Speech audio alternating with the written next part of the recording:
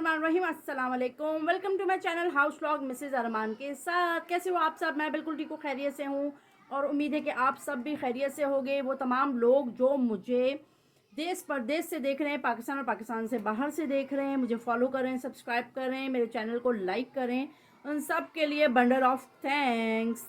सो आप सब की मोहब्बत का जो लोग मुझे मैसेज करते हैं और कमेंट करते हैं, बहुत बहुत शुक्रिया, बहुत बहुत आप लोगों का शुक्रिया।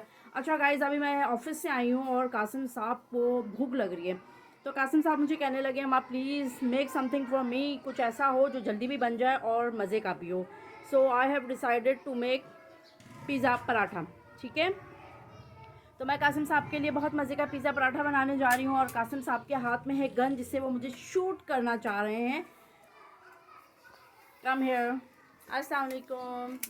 Get out, Janu. Show me your gun. Show me your nerve gun. Oh my God. You wanted to kill me? Oh. यार रमज़ान आ रहे हैं, प्लीज़ डोंट किल मी ना।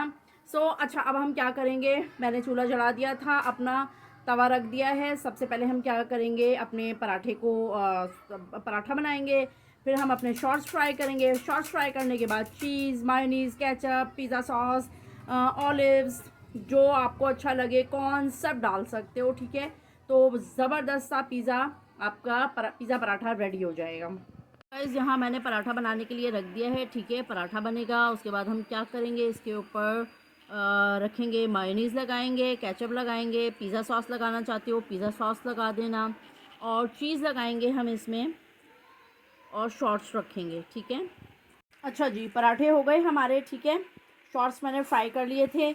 इन वाले शॉर्ट्स की रेसिपी ऑलरेडी मेरे चैनल पे अपलोडेड है। ठीक है, यहाँ है मेरे पास क्यूब्स में कटा हुआ चीज़, मायोनीज़, ब्लैक ऑलिव्स हैं, और है हमारे पास पिज़्ज़ा सॉस। सबसे पहले हम क्या करेंगे, पराठे के ऊपर लगाएंगे मायोनीज़, पिज़्ज़ा सॉस। ठीक है, फिर उसके बाद हम क्या करेंगे, इस पर अपने शॉर्ट्स रखेंगे, चीज़ रखेंगे, कॉर्न्स मैंने बॉईल करने के लिए रखे हुए, मीनवाइल जब तक वो मेरे कॉर्न्स भी बॉईल हो जाएंगे। ठीक है, अच्छा जी, तो जब तक हम अपना चीज़ पराठा, पिज़्ज़ा पराठा रेडी कर रहे हैं, ठीक है, मैं आपको बड़ी ज़बरदस्त सी कुछ रमज़ान के हवाले से टिप्स एंड ट्रिक्स दूंगी। ठीक है, जो आपके इंतहाई दर्जे हाई लेवल पे जाके ना आपके काम आएंगी रमज़ान में, जिससे आप अपना टाइम सेव कर सकते हो, आप ज़्यादा हलकान भी नहीं होगे, आपको ज़्यादा भाग दौड़ भी नहीं करनी पड़ेगी।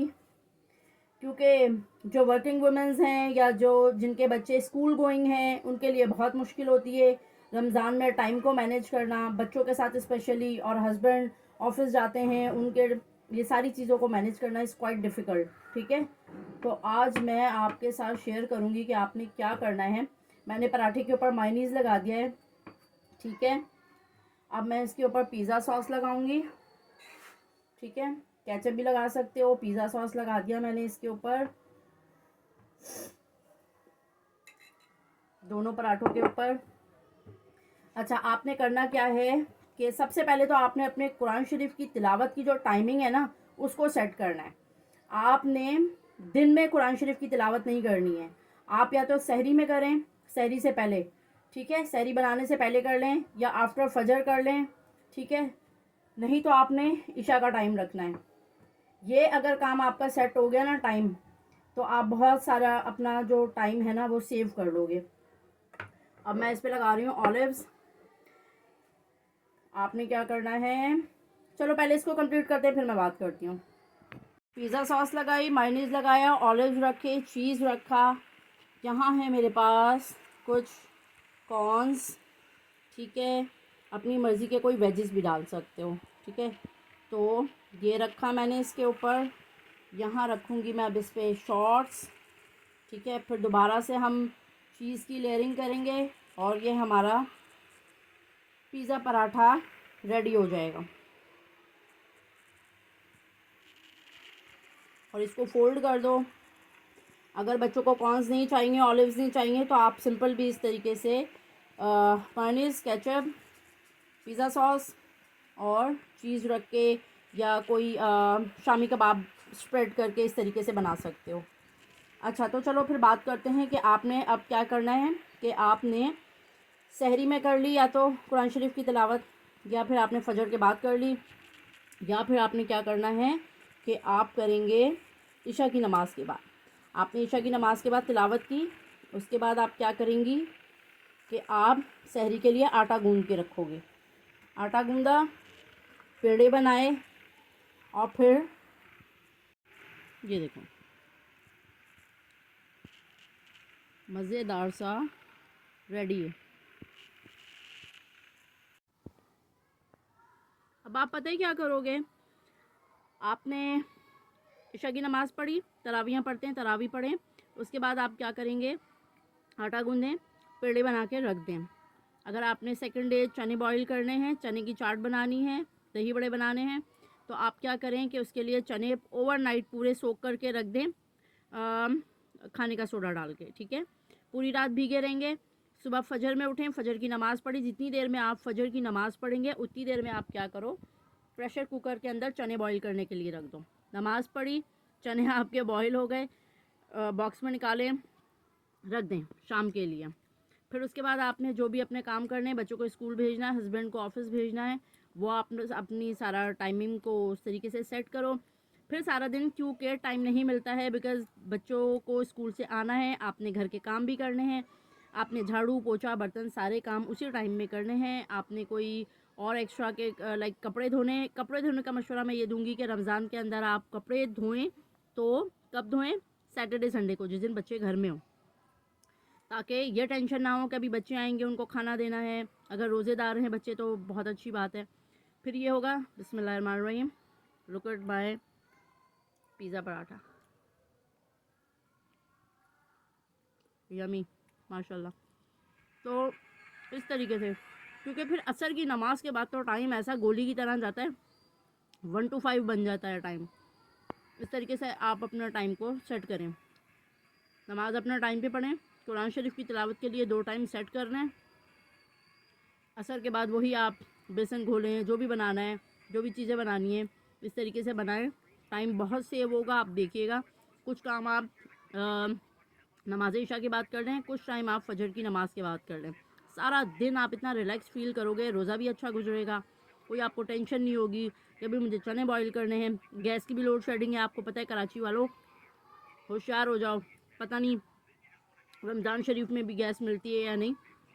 तो हम तो भाई यही करते हैं, टाइम सेव करो, अपने आप को थकाओ भी नहीं, ज़्यादा टाइम अपनी नमाज तिलावत तस्बीहात को दो। बहुत मज़े का बना। टाइम आप फजर की नमाज़ के बाद और इशा की नमाज़ के बाद सेव कर सकते हो ना, काम कर सकते हो, वो इसी तरीके से आप कर लो। लाइक आप आटा गूंद के रख दो, पेड़े बना के रख दो, सुबह सहरी में उठो, तिलावत करो, तहज्जुद पढ़ो, स्पेशली तहज्जुद की नमाज़ पढ़ें, तिलावत करें, बेटा लग जाएगी आपके। फिर उसके बाद आपने क्या करना है, सहरी बनाना शुरू करो। अगर आपने सुबह सहरी में ऑमलेट बनाना है तो प्याज टमाटर जो भी चीज़ें हैं उनको चॉप करके रात को ही रख दो ईशा की नमाज़ के बाद। कितना टाइम सेव होगा। अव्वल तो कराची वाले मैंने देखा है कि हमारे कराची के जो लोग हैं वो रमज़ान शरीफ में पूरी पूरी रात जागते हैं, या तो बाहर रहते हैं, क्रिकेट खेलते हैं, और औरतें जो होती हैं, जो हमारी घरेलू या वर्किंग वुमेंस जो भी हैं, वो भी इसी तरह अपना टाइम के घर वालों को खुश करने के लिए, अच्छा अच्छा बनाने के लिए इस तरीके से कुछ ना कुछ बना रही होती हैं। तो बरकतों का महीना है, अल्लाह ताला खुद ही बरकत दे देते हैं, और टाइम में भी बरकत आ ही जाती है।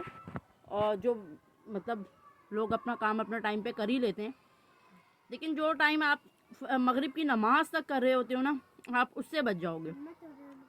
ओके, जब चने उबले हुए होंगे ना तो ज़्यादा टाइम नहीं लगेगा।